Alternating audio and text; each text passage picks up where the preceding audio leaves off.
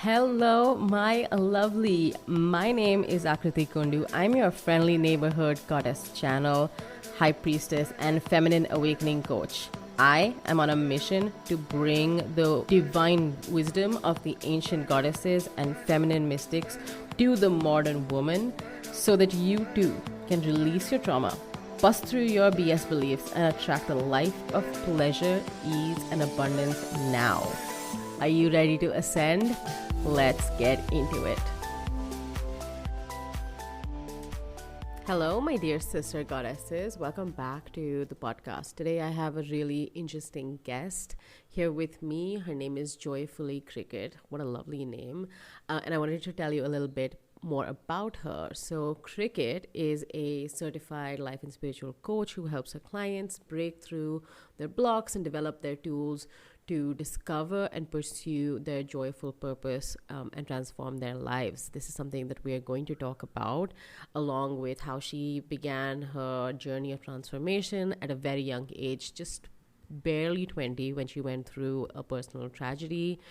And she then went on to take that tragedy and let her propel herself into a life of spiritual and personal growth to make meaning out of the loss rather than be the victim. And another really cool thing about Cricket is that she uses songwriting, not just as a way to process her pain through this tragedy, but even now with her clients to help them tap into the frequencies of abundance and joy, manifestation, transformation. So Cricket blends her gift of music with her passion for personal and spiritual growth in her work as a life and spiritual coach, therefore helping clients to transform their lives and live their joyful purpose. And I have personally listened to her songs. They're so beautiful and they're so catchy. And I cannot wait for you to get to know even more about her journey, the work that she's doing. So let's jump into the episode. Hi, Cricket. So nice to have you on the show. Welcome to Awaken the Goddess. Could you tell the listeners a little bit more about you and your journey that's got you to this point? Hello. Yes, thank you. I'm so happy to be here. So, my name is Cricket. I am a certified life and spiritual coach, and I help my clients create the life that they dream about by showing them how their thoughts create their reality. And I teach my clients how to design a mindset that will create the life that they dream of. And I help them break through their blocks, get unstuck, and develop the tools and mindset that they need to discover and pursue their joyful purpose. So I'll tell you a bit about what joyful purpose is and how I was led to my joyful purpose and doing what it is that I do now. So I spent my life not really knowing what it was that I wanted to quote be when I grew up.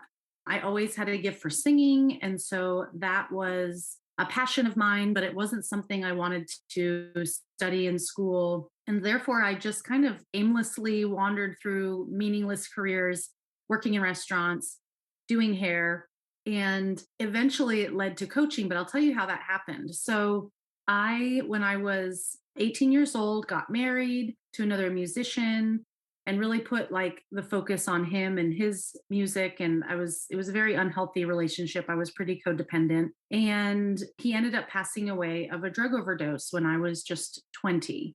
And that was really the catalyst for my spiritual awakening. The day that he died, I just knew that there was some meaning behind it, that he was still in form somewhere, just not in this physical space on earth. And so it really just strengthened my faith in that there was something else beyond this life. And so first, I ended up really diving into my music as a way to heal through my grieving process.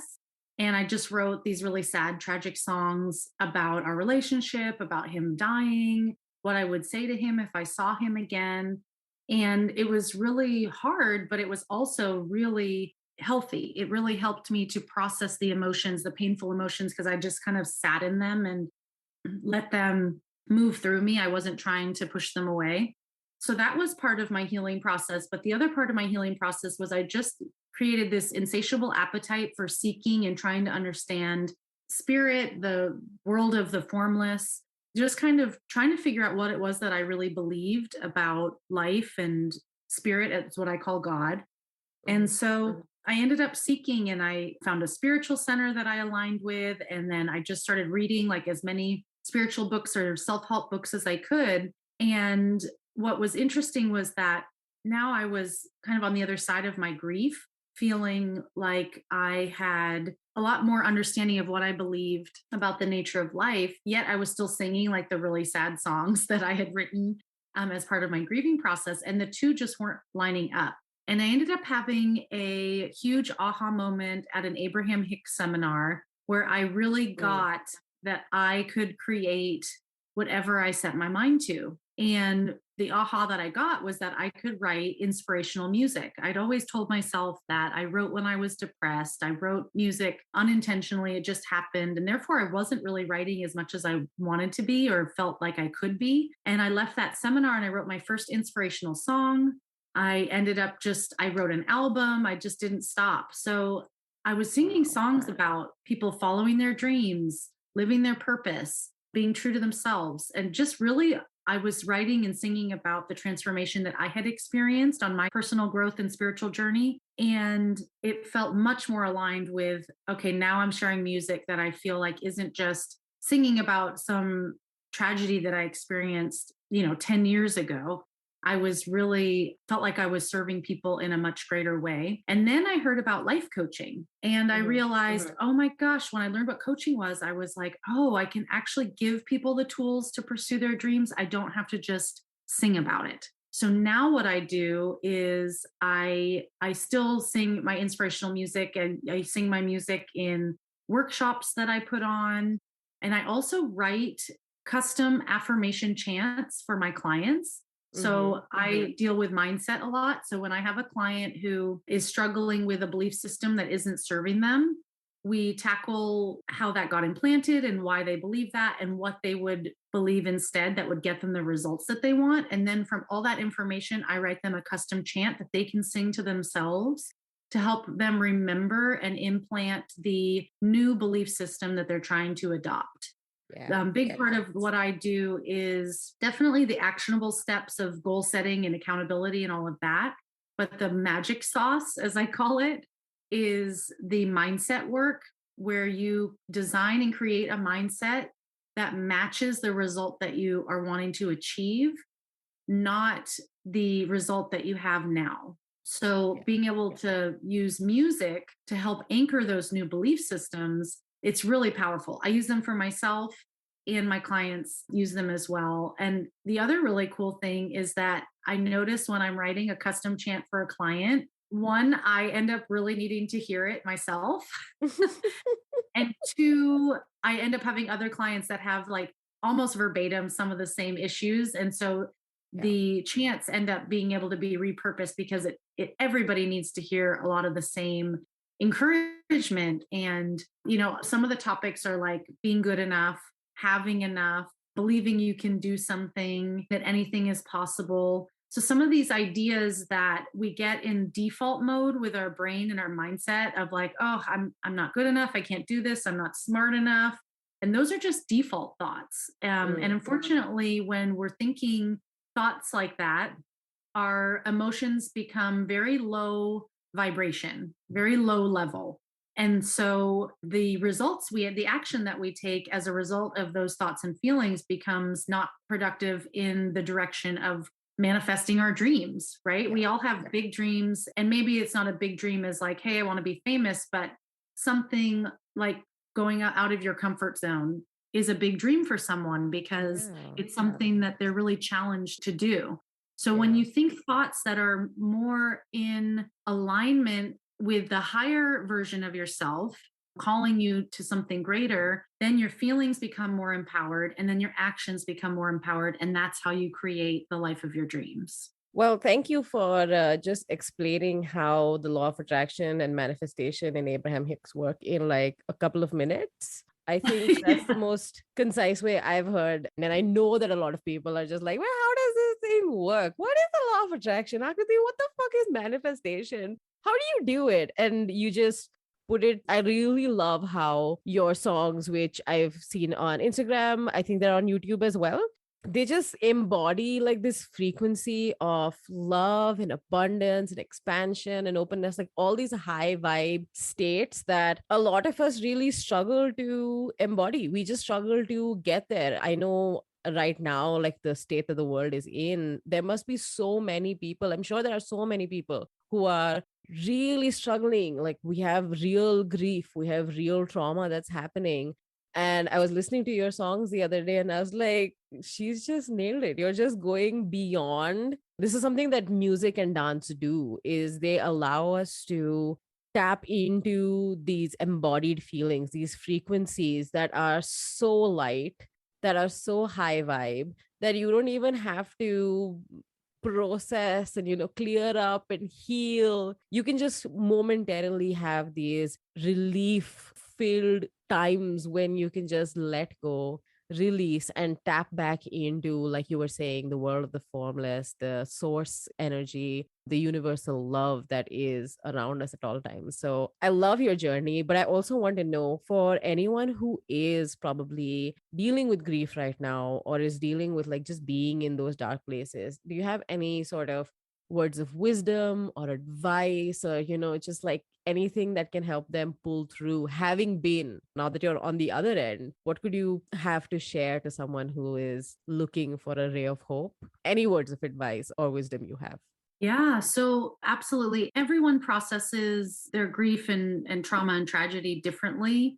What was interesting about my experience of processing grief was, like I said, like with my songwriting, I was able to be in the emotions. Mm-hmm. And I think that was a really big part of my healing. And so I would offer to anyone listening that is going through a tragedy right now to do your best to not ignore your feelings or try to push them away or push them down. It can be really hard to sit in an emotion that's painful, but studies even show it passes more quickly if you acknowledge it. If you are allowing yourself to be with it and sit with it, it actually moves on and passes through you. And so my experience of writing my songs, I mean, I was writing those songs bawling my eyes out while I'm writing them and singing them. Eventually I got to the place where I can play them now and I'm not taken to that place. Like it just eventually kind of, I processed it in some way. And I didn't know that I was doing that when I was doing it. It was just something that was just kind of automatic for me because I'm so passionate about music and I had the time, and, I was alone because he died and it's just what happened. But I have actually taught a workshop on creativity for healing. And what I teach in that workshop is and you can do this for any topic. It doesn't have to just be a personal tragedy you've experienced. It could be that you're feeling a lot of pain about the state of the world. You can take any topic that is causing you hardship or pain and just journal on it. Do some free writing on it. And so free writing is basically taking pen to paper, and you can also type it if you want, if I that hate you're more typing. comfortable with that. But I think that writing is actually more connected with our Yes. mind and ourselves. And so free writing is basically just setting the timer for like 5 minutes and just writing without picking up your pencil, without stopping. If you can just take that topic that's causing you pain and just free write on it for 5 minutes without censoring yourself or trying to make it good or really having any preconceived notion of what you should be writing. Yeah. Just getting your thoughts on paper stops the kind of hamster wheel of thoughts that go on in our brain. And once you have your thoughts on paper, then you can really see what it is that you're thinking. And once you have those thoughts, that's when you can rewrite them. That's when you can start switching them around and questioning them, really. So it's like, okay, I have this thought that the world shouldn't have a pandemic. It's been going on like 3 years. Like we shouldn't have a pandemic. Have you heard the phrase like shoulding on yourself? Yeah, I do So that a lot. I think a lot of other people do it as well. And you're bringing up a yes, really good point, which is this is not something that anyone else is going to see. This is not something that is open to critique. It's not like a paper. Like I know I have a hard time writing things down because it just brings back like flashbacks of school and someone's going to grade this, someone's going to correct this. it just brings up so much anxiety. So for people like me who have a hard time writing, I can attest to the fact that just speaking, stream of consciousness, speaking what's going on in your mind also helps. And something new that I'm discovering is like painting or, coloring, like crayons, or just like freaking doodling, anything where you're making, not escaping, as you were saying, Cricket, like not escaping, not trying to push it down, not trying to push it away, not saying, oh, this is too heavy, this is too much, I'm not going to look at it, because if I do, I don't know what's going to happen. Sometimes even just putting on a 5-minute timer, I kid you not, and just crying because that's all you have access to. I mean, it makes can you tell that I've done that recently? It just Bro. makes a huge difference. Just like a 5-minute timer, and just like tell everyone around you, like, I'm just gonna go cry for like 5 minutes. Everything is fine. I just need to process. Because that's what you need sometimes. Yes, and tears move emotion. It's moving emotions. And so crying is great. So I think my point is just to really not allow yourself to, as you said, escape the Mm, emotion. I think that's a big part of it. But the second part about processing a trauma is just knowing that you have a choice in how you feel about it. Now, this is mhm. going to be a challenging concept for people who are Oh going yeah. through a tragedy, but this is something that I've learned in my coaching practice of how we think about circumstances is really our choice. But it's something looking in hindsight that I really did when my husband died is that I didn't do the shoulds. I didn't should have myself. I didn't think this shouldn't have happened. He should still be here. I thought, wow, he was, in so much pain because he was using drugs and he had a chemical imbalance and he was really struggling Mhm. and he didn't want to be here. And I recognized that he was at peace now and that I had an opportunity. It didn't mean that I couldn't live my life. It actually meant the opposite for me, that I had a second chance at life and I was going to make my life a positive result of his death.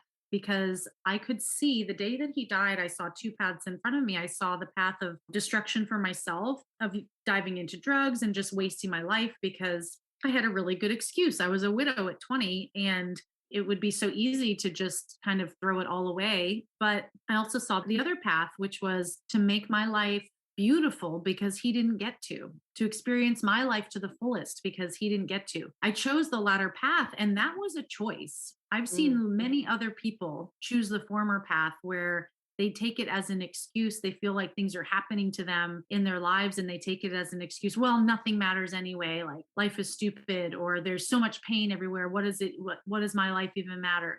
Having a mindset like that is really, really destructive. So if in any way in the tragedy that you're experiencing right now, for anybody who's going through that, it is a big jump to think that you're just going to change your mindset and think Yeah. and switch it. But I'm not saying that. I'm just saying be open to the possibility that you have a choice in how you think about any situation and what the meaning is. So, something that I practice that I do often is a gratitude practice. And you can take this into gratitude and take whatever situation that you are experiencing and write 10 things that you're either learning from the situation or that are a gift. And again, nobody has to see this. If you experienced a death of a loved one and you wouldn't share with anybody that you think that their death is a gift, that's okay. You don't have to share it with anybody. And it's also okay to view a loss as a gift for your life because the choices that we make about the things that happen to us are just that. They're a choice and they will affect how you go out and live your life. And I do want to reiterate the fact that you said it is a journey, it is a process. There's no point in shooting yourself into, I should have a better mindset about this, or I should be able to access a higher thought process, or, any of that shit. I don't think that you can push yourself into having positive thoughts. Like there is all this conversation around toxic positivity and just, we need to take responsibility for when we are processing, having a healthy response to our emotions versus this strange new idea of just like saying, no, no, I'm fine. Everything is fine. It's all sunshine and roses, whatever. And then on the outside, portraying that image, and on the inside, really kind of struggling. And I just want to have people recognize, I just want to have the listeners check in with themselves and ask, like, where am I at? Do I have access to even making that choice. Am I at that place yet? If not, go back to dealing with the emotions, writing it out, doing the free writing, doing the free speaking, the journaling, whatever you need to process, get help if that's what's necessary. And if you are at that place where you can start to see, like Cricket is saying, the gift in the situation, the light at the end of the tunnel, if you're at that place and then you choose to not take responsibility. I mean, I have a couple of different thoughts about it, but you can't change what has happened. You do, however, have the strength or the power in the present moment to make that choice that's going to be helpful and uplifting. And it's so funny, Cricket, that you should mention that life is just terrible, there's just pain and sadness everywhere, because I was literally having this thought yesterday. I was having a Mm. full on existential crisis, and I'm like, what the hell am I even doing here? What is the point? This world is useless. It is so blah blah blah. I was in a really like shitty mood, and my one of my friends was like, "Are you having PMS? What is going on?" Because I have not had a thought like that in years. And I had a whole day where I was not happy. I was just not happy with the world, with myself, with life in general. I was like, this is such a fake out. Why are we even here? Like, life beyond this state, this physical plane is so much better. Like, what the hell, God? Why are you wasting my time putting me in a physical plane? At some point, either in a dream or a vision or something, I kind of just got this realization, like, no, you've been given this opportunity to make a beautiful experience. It doesn't have to have a life-changing meaning. You don't have to like save everyone on the planet. But if you in this moment decide that I want to experience something beautiful just for me, for no other goddamn reason, just because I want to have a moment of beauty, a moment of pleasure, like that's enough. And it may sound like a lot, it may sound like absolutely nothing, but I swear the way I viewed the world shifted right back to, oh yeah, there's a purpose. It's not going to be like earth shattering purpose for everyone on the planet, but your being here, things that are happening, as wonderful or as terrible as they might be, do serve a purpose. Like there is a plan, there is something that's going on, and our job is just to our job big air quotes, our job is to see the beauty in it. Our job is to enjoy the ride. And there's some people who aren't at that place where they can make that choice, and that's okay. Grace to them. Praying for you, rooting for you, cheering for you. But when you're at that point and you recognize the power that you have, just like you were mentioning at the Abraham event, where you were like, oh shit, I get to make my own choice. I get to make my own meaning. That's so cool. I think Yes. that's fabulous.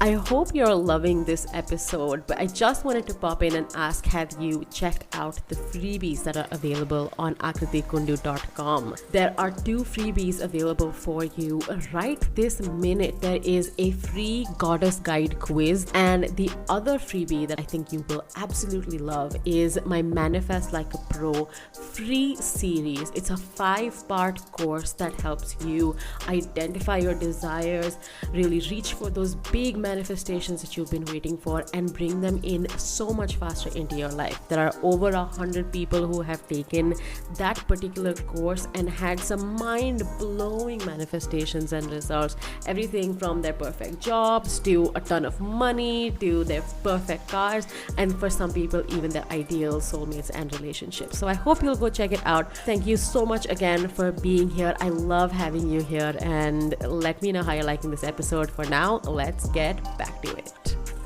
Well, I think you bring up such a great point, is that it does come in waves. You're not always going to feel good all the time or have higher perspective all the time, but just being able to get to a point where you can question the thoughts. Yes. So you have the thought that there's no meaning. Is that true? You know, and just because you Just have like a a thought, tiny crack. yeah, just because you have a thought doesn't mean you have to believe it. I think Marianne Williamson said that a miracle is a change in perception. So anytime you can have that glimpse of questioning what you're believing, that, in my opinion, is a miracle, because it can have such a big impact, even for just a moment. If you decide to question your thought, and maybe you don't even believe that the opposite thought is true yet, that there is meaning. Say the Yeah. thought that you're having is there's no meaning, and you're not quite ready to believe that there isn't meaning, but at least you're able to kind of get that bird's eye view and like zoom out and just watch yourself thinking. That Yeah. to me is a miracle because you're changing your perspective. You're at least like taking one step into recognizing that you have a choice, even if you're not ready to choose intentionally yet about what you're going to think. You Yeah. at least are starting to get the momentum of understanding how this crazy world works and our Yeah. brains, and pretty It's wild once you're able to see it happening almost in the third person. Yes, you're creating that distance between the thought that you're thinking and the fact that you are thinking. That you and the thought are not the same thing. The thinker and the thought are not the same thing. There is a thinker as a subject, and then there's a thought as an object, and that object can change. And this is actually very like Eastern philosophy is full of this. I was listening to something the other day and I was like fully tripping on it. I think it was the Tao Te Ching. It's gorgeous. It's so good. It's like blissful. I can feel my skin melting just thinking about how good it was. Anyway, tell me a little bit more because the journey that you described just had such a beautiful like flavor of grace and seeing the beauty in things. And I always consider like beauty and creativity and just like this ability to, like you said, receive the gifts, receive the grace, and be in a state of receptivity is like those are very divine feminine qualities for me. And I know you mentioned that you have a very interesting insight in what the divine feminine is for you and how you work with that particular kind of energy. So, do you want to tell me a little bit more about that part of your journey and how that's going? Sure. Yeah. So it's so funny that you say that, there was so much grace and beauty in my process, and it didn't feel that way in the moment. Of course. Just for anyone listening, it wasn't like Only I in retrospect, only exactly, once yeah. you've crossed over and it's 10 years later and you're like, oh, yeah, I got through that. I survived somehow. Cool. Yes. But there were glimpses, right? So I was able, I mean, having a tragedy for most people, I think at least gives them some sense of how precious life is. Hmm. For me, it made me just recognize that not everybody, it's like when people get embarrassed about how old they are for their birthdays. Oh, you've got a birthday coming up. Oh, yeah, don't remind me. I'm like, are you kidding me? Do you know how many people don't get the opportunity to turn whatever age you're turning? Like, I mean, but that's really got to do with the fact that nothing changed for them in the last yes, year.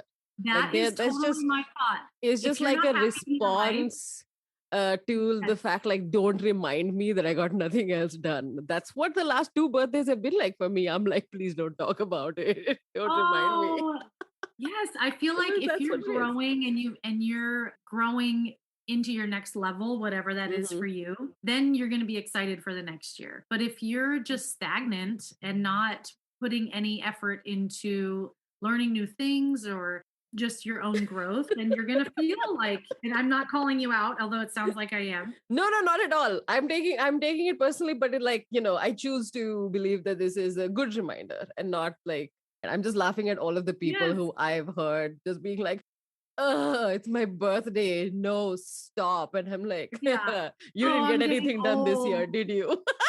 Yes.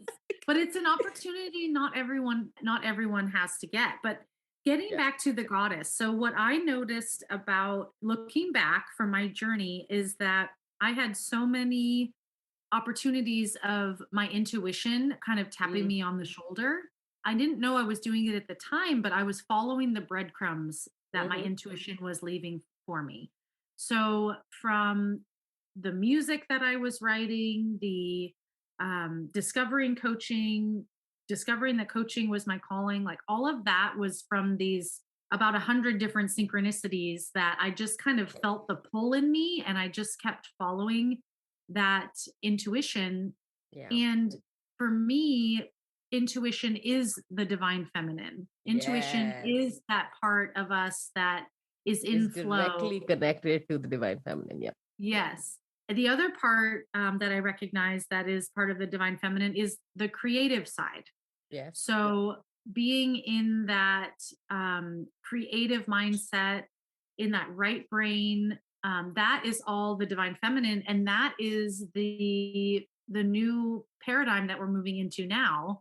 We're getting out of patriarchy and we're moving into matriarchy, where divine feminine qualities are going to be more celebrated. And that is the joyful purpose vision that I have, is the vision where the world is filled with people who are living their passions and their purpose Mm-hmm. and living in harmony, because people are expressing themselves and their unique gifts, and we all work together like a puzzle. My vision is that when everyone expresses their gifts in the world as their vocation, or just as something that they offer and serve up into the world, that the world is more harmonious, because nobody is pushing down their gifts and limiting themselves and pushing that divine feminine aspect of themselves down. We're all expressing it abundantly, and it all works together in like a harmonious puzzle. And so, yeah, my thought around the goddess is that I am the goddess.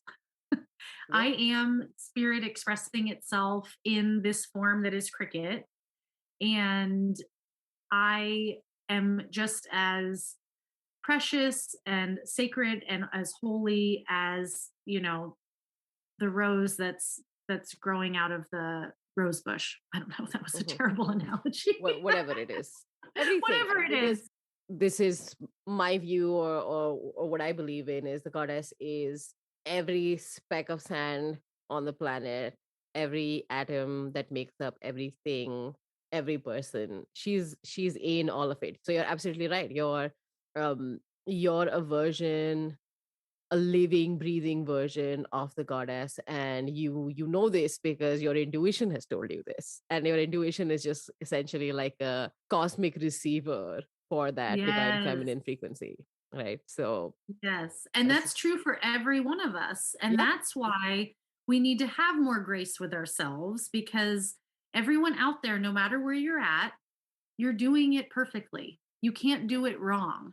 You are having this human experience, and you might feel in conflict with where you feel like you quote should be or what you want to be doing, but it doesn't mean that you're doing it wrong. You're actually doing it just perfectly, because in my viewpoint there are no mistakes, Mm-hmm. because you are spirit expressing itself and having that human experience. Yeah. um it's like, I found that I have so many interests. I have this insatiable appetite for seeking and learning and growing. And I used to get down on myself about it, because I always felt like I explored so many different things, but I didn't like actually stick with anything. But I recognize that this is the nature of life. It's expanding. It's ever growing.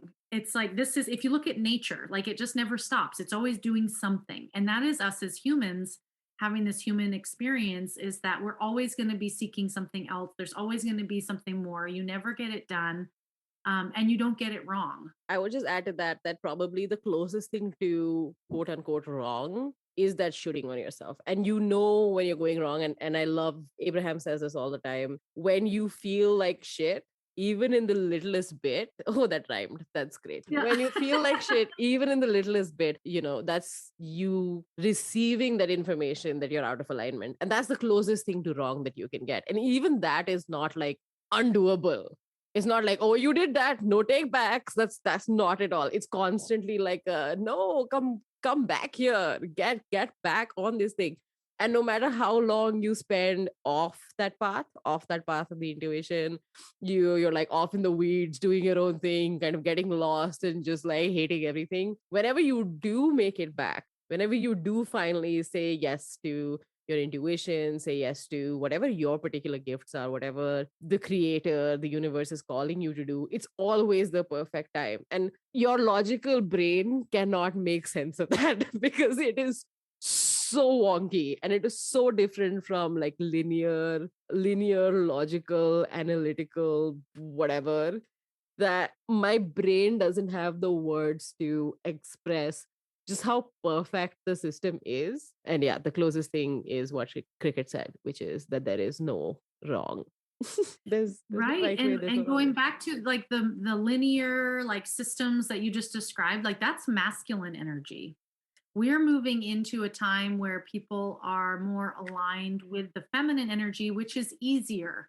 It's less pushing, it's less forcing, it's more in flow, and it's compassionate, right? I So mean, having is it recognize, easier though? Because everything that we've been taught, everything that's set up is linear. And it's I feel like because they're different skills, it's going to take a little bit of time for us, those of us who've been raised in the masculine for like the majority of our lives, or have lived in a masculine world for the majority of our lives. There is a little bit of friction when we're trying to like right, yes, so shifting to shifting. that, to letting it be easy. I mean, that's Yeah, something that I posted whole other something about how conversation. everyone, yeah, I posted on my Instagram recently a quote that I don't even know if it was a quote, something I just said about how everyone is capable of living the life of their dreams. And someone who follows me commented and said, yes, with hard work and persistence. It was a man, by the No, stop it. way. And I said, actually, that's the exact opposite of what I teach my clients, is that we think we have to hustle, right? We think Yeah. we're conditioned to think that it has to be hard work and perseverance. But I mean, you do have to keep It might going. look like that on the outside. It might look like Yes. you're working really hard and you're really persevering, but on the inside, it's just fueled by it's a whole other engine that's fueling you. And it's an energy shift. That Yeah, is the most powerful exactly. thing. Yeah, That, no. and again, going back to the mindset, and then as you brought in, like, how I explain the law of attraction, like that's when I discovered the process I take my clients through for coaching, I was like, oh wow, so I can really see now, because I've heard for years like, oh, thoughts create things. The process, the tool So that I fucking use, simplistic. right. But it's like, but wait, how? Like, I believe that, but how? And so when you look at how your thoughts create your feelings, the feelings create the actions, or you take action from a feeling, you're going to get a different Yeah, result if you're feeling uplifted and empowered, or if you're feeling depressed and disempowered. yeah, And so that is how it can be easy if you're able to change your mindset, which isn't necessarily easy, although it can be a quick shift sometimes. If you're able to change your mindset, then the actions that you take don't have to be the hustle, don't have to be so forced. There's just more ease and flow with it. Again, yeah, you just getting away from those masculine paradigm of the way of thinking. And yeah, maybe it's not an instant shift, but when you at least believe in the possibility that it can be easy, again, that's when that perception change, that's when miracles can happen. yeah. That's when you leave the door open for like, those those cracks in the plan to show themselves to you and be like, oh, there's something beyond this. On that note, can you please tell us where we can find you, how we can get in touch with you, and if someone wants to work with you, what is the next step for them? Yes. So my website is joyfulpurposecoaching.com. You can go on there and find links to my YouTube, my Instagram. I've got Facebook. You can also go on there and book a gifted clarity call session. So that is if you're interested in learning about what it could be like to work with me, if I could help you. We'll spend 30 minutes on a virtual call figuring out where you are, what it is that you're wanting to create in your life, and what is stopping you. And that's a free call. So anybody can go on and book that. Yeah, joyfulpurposecoaching.com. That is excellent. And I will recommend that everyone who's on the call, if you've ever tried affirmations and thought these things don't work, go to Cricket's Instagram, go to her YouTube, listen to her songs. I can bet that you'll be singing them all day long. And suddenly, affirmations won't be so difficult anymore because you'll just be singing them and you won't even realize. And it's just like you'll be reprogramming your subconscious, you'll be tapping into wealth and abundance and all of those really cool things, having completely sidestepped the whole hard work and perseverance model. So Yes. Yes. I love that. I'm all for being as lazy as possible, like the cheat codes of life. That's what I'm here for. On that note, thank you so much, Cricket. You are such a joyful being. I love that that's already part of your coaching. If it wasn't, I mean, duh. But it's always so much fun to talk to you. And I'm so excited for everyone they're going to get so much from your work. And thank you for being you, for having this beautiful journey, for sharing it with us. I can't wait to see what other good shit you get up to in this world, because we definitely need people with your genius. Thank you.